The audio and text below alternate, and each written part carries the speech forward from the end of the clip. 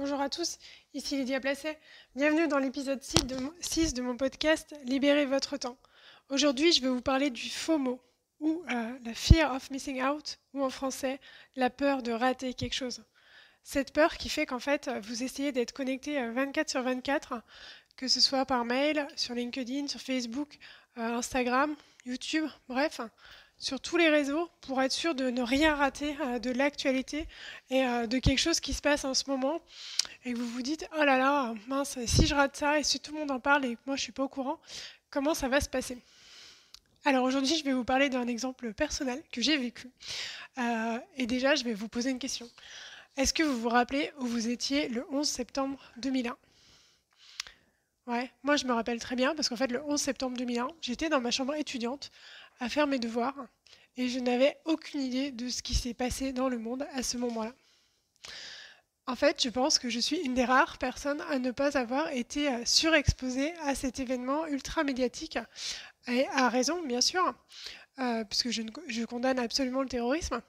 Mais en gros, moi, à cette époque-là, je vivais dans ma chambre étudiante et en fait, je n'avais pas la télé, je n'avais pas la radio, je n'avais rien à part mon petit téléphone portable qui n'était pas un smartphone à l'époque et je n'avais pas de réseaux sociaux.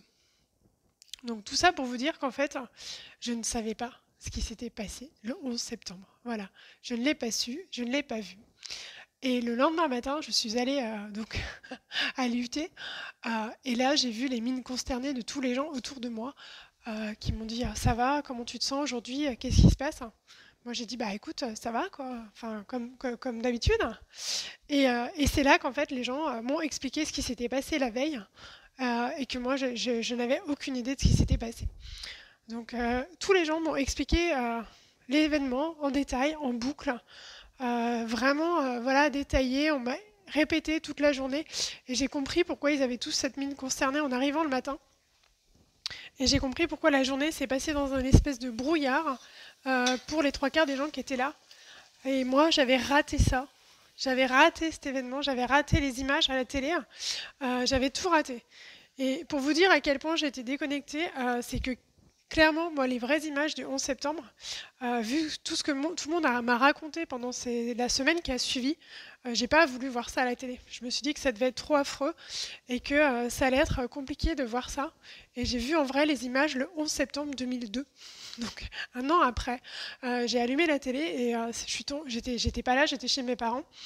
Et c'est là que j'ai vu en fait les images et là j'ai compris en fait ce qui s'était passé ce fameux jour où moi j'avais pas du tout été connectée au monde.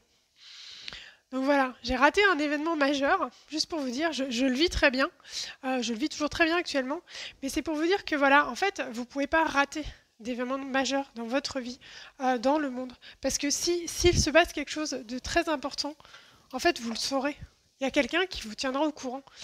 Comme moi, toutes les personnes qui étaient autour de moi qui m'ont raconté ce qui s'était passé. Donc bien sûr, j'ai pas vu les images en direct, mais c'est pas grave. Je les ai vues après. Et j'ai été au courant de l'événement, voilà, en long, en large et en travers.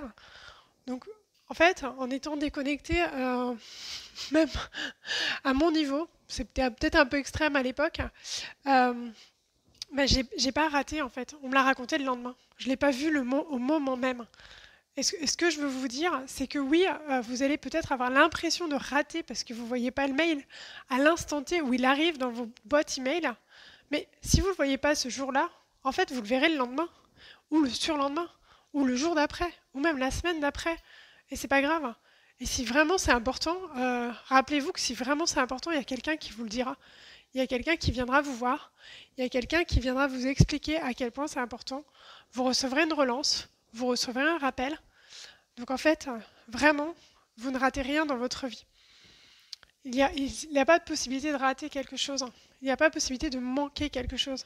Juste, vous allez manquer l'instantanéité du message. C'est tout.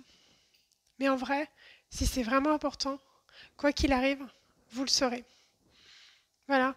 J'espère que cet épisode vous a plu.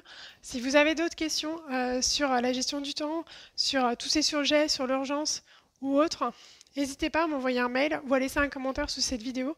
Je me ferai un plaisir de vous répondre dans le prochain podcast. Bonne journée.